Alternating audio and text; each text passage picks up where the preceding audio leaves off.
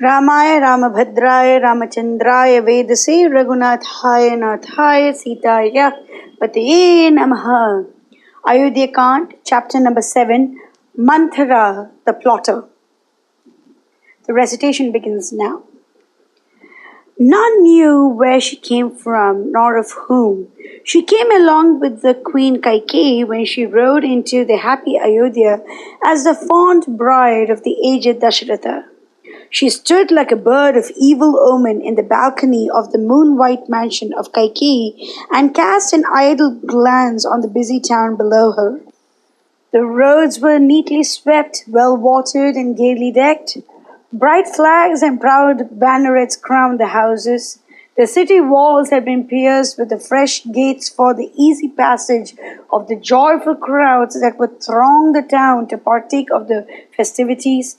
The people were fresh from their baths, clean-looking and cheerful. Rama's palace gates were crowded with brahmanas chanting holy hymns, with their humble tribute of garlands and sweets to their beloved prince. Strains of sweet music rose from every quarter. Groups of happy men and women filled the street with their bright presence and brighter talk. Even the horses and elephants, cows and bulls rejoined loudly in expectation of the happy event.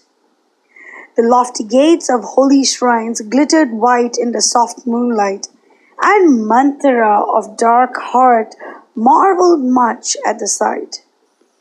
She turned to a girl that stood near, clad in spotless white, gazing with open-eyed amaze and pleasure at the lovely scenes that presented themselves to her view. "Friend, can you tell me why Kaushalya is so free and lavish with her gold? She was known to be close-fisted and greedy with wealth. What mean these gay and happy crowds? What wonderful pageant, what new surprise has our king for us?" The maid was glad to get someone with whom she could share her overwhelming joy and replied, "King Dasharatha has decided to seat our beloved Rama on the royal throne, and that even tomorrow when the star Pushya rules the day, and it is no wonder that the people are beside themselves with joy, for none deserve it more than Rama of sweet patience and spotless purity, whom the mighty gods have crowned with rare perfections." The words roused black envy in the heart of the hunchback, and down from the terrace, lofty as Kailasa's peak, she sped on the wings of haste to where Kaikeyi slept. Wicked thoughts seethed in her brain while her heart was aflame with wrath. "Sleep you, foolish one! Awake, arise, for dread peril draws near you. Why see you not the dark clouds of misfortune right over your head? You brag of your rare beauty and good fortune that have made you the heart's delight of your royal husband. But too well I know that you have no place in his affections. His favor and your happy days are even now drawing to an end, like a mountain torrent drained by summer's fierce heat." These cruel words from the enraged heart of a handmaid, whose fond interest masked her evil wiles, cut to the heart of the lovely queen. She gazed at Manthara in curious amaze and said, "What? This from you? I fear some unseen evil has clouded your heart and brain. Your wan face argues a suffering heart. Speak free, and it will go hard with me if I do not bring joy and solace back to you." But the kindly words of Kaikeyi added fuel to the flame of wrath that burnt in the heart of the scheming Manthara.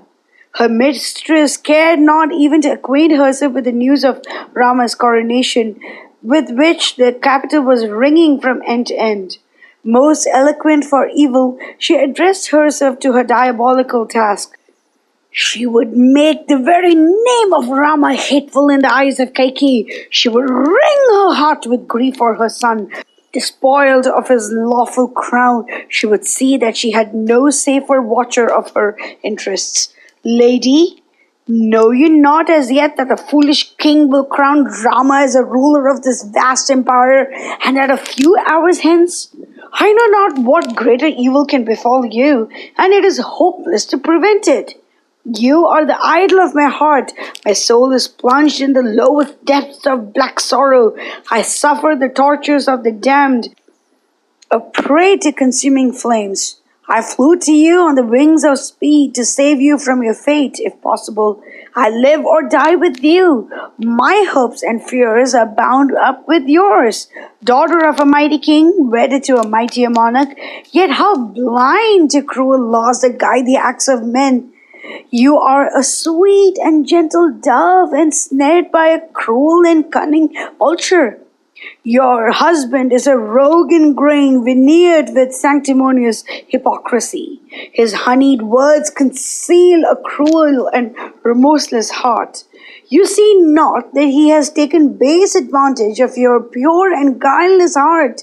He has cozened you with sweet talk of undying love and eternal fidelity, while his soul has been all the while busy plotting your ruin. And now he has thrown off the mask and showers wealth and honor on his favorite queen Kaushalya and her son.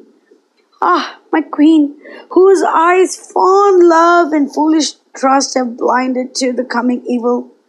Am I to believe that you see not even now the black perfidy of yon smooth-tongued deceiver? He has cunningly managed to keep your son Bharata far away and means to profit by his absence to give the crown to Rama ere the coming day draws to a close.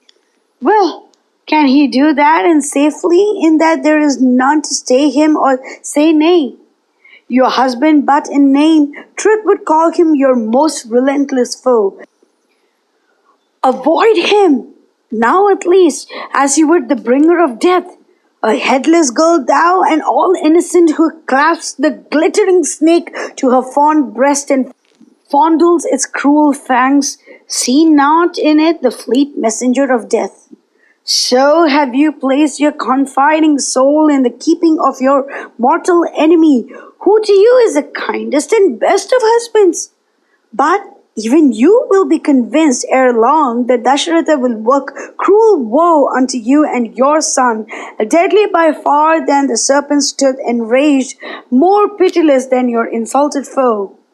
Ah, gentle heart that was made for a life of happiness and pleasure, Dasharatha, that hoary sinner, has deluded you with soft and smooth phrases of love and devotion, only to crown Rama as king over this fair realm and send you, your son, your kith and kin, to eternal perdition. Beware ere it is too late. Wake to your peril. Now at least, repose not in fancied security, but put forth the might of your wondrous beauty and womanly wiles to enslave the heart of the foul deceiver, and save from the brink of ruin your Bharata, yourself, and me. Kaikeyi, who lay stretched at her ease, heard her out with a smile of amused pity. But the news of Rama's coronation thrilled her with unbounded joy. Her face reflected her heart, even as the beauteous autumn moon. She rose in joyous haste and glad surprise, for her earnest prayers and long cherished hopes had borne fruit. She could not even dream of a greater good fortune to herself and Bharata. She threw a priceless necklace of flashing gems round the hunchback's neck as an earnest of her delight for the glad tidings she brought, and said, None can rejoice more at Rama's coronation than I, his mother, for Rama and Bharata are twin blossoms that grow from my heart. These are the sweetest words I have ever heard till now, and I cannot reward you enough, the welcome bringer thereof. Ask what you will of me, for it is yours. Kaikeyi's innocent happiness and ready welcome but made the wicked Manthara more determined in her purpose of evil. Mangalam Koshalendraya Mahaniya Gunapti Chakravarti Dhanurjaya Sarva Bhaumaya Mangalam.